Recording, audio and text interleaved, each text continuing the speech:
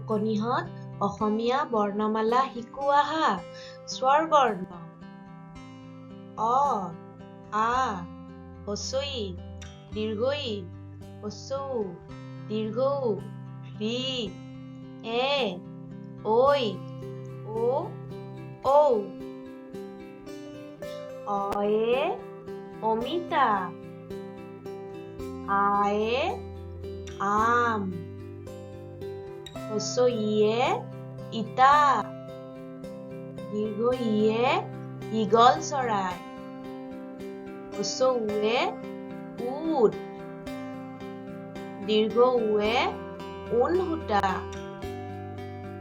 ঋয়ে ঋষি, এন্দুৰ, ঐয়ে ঐৰাবত, ঔৱে ওলকবি, ঔৱে ঔটেঙা।